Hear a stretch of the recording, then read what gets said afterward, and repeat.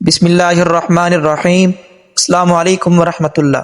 سامعین مکرم، الحمدللہ رمضان المبارک کا دوسرا روزہ ہے۔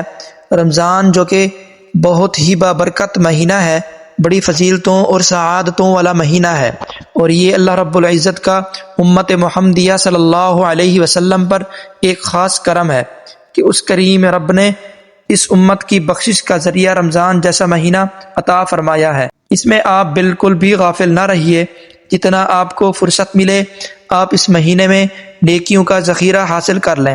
یہ مہینہ آپ کے لیے ایک گولڈن چانس ہے۔ یوں سمجھیے کہ اس بابرکت مہینے میں اللہ کریم نے نیکیوں کا سیل میلہ لگا رکھا ہے، لہٰذا آپ جتنا بھی عمل کرنا چاہتے ہیں، جتنا زیادہ اللہ کی رحمتیں لوٹنا چاہتے ہیں آپ لوٹ سکتے ہیں۔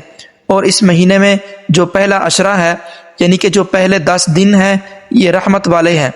اسی طریقے سے جو دوسرا عشرہ ہے وہ مغفرت والا ہے، اور جو آخری 10 دن ہے وہ نجات والا عشرہ ہے۔ تو سامعین عزیز وقار، آج ہم آپ کو پہلے عشرے کی دعا بتانے لگے ہیں۔ پہلے عشرے میں اس دعا کو آپ زیادہ سے زیادہ پڑھیے۔ جب بھی دعا مانگیں تو اپنی دعا میں اس دعا کو لازمی شامل کریں۔ قرآن کریم کی آپ تلاوت کریں، نماز پڑھیں، تہجد ادا کریں، صدقہ کریں۔ جب بھی کوئی نیک عمل کریں، اٹھتے بیٹھتے اس دعا کو خوب اللہ سے مانگیں۔ تب پہلے عشرے کی جو دعا ہے وہ بھی آپ کو سکرین پر نظر آ رہی ہے، میرے ساتھ ساتھ پڑھیے۔ رب اغفر وارحم وانت خیر الراحمین، رب اغفر وارحم وانت خیر الراحمین، رب اغفر وارحم وانت خیر الراحمین۔ اب اس کا ترجمہ کیا ہے کہ اے میرے رب مجھے بخش دے اور میرے اوپر رحم فرما، یقیناً تو سب سے بہترین رحم فرمانے والا ہے۔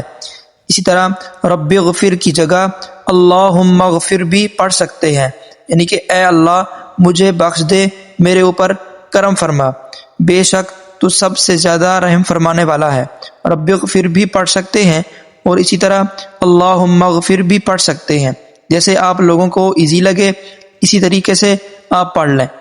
تو یہ دعا آپ زیادہ سے زیادہ مانگیں، اللہ اور اس کے رسول صلی اللہ علیہ وسلم کی خوشنودی حاصل کیجئے، اور دونوں جہاں کی بھلائیوں اور سرفرازیوں اور کامیابیوں کو سمیٹنے والے بنیے۔ امید ہے بات سمجھ آ گئی ہوگی۔ اللہ کریم عمل کرنے کی توفیق عطا فرمائے، آمین۔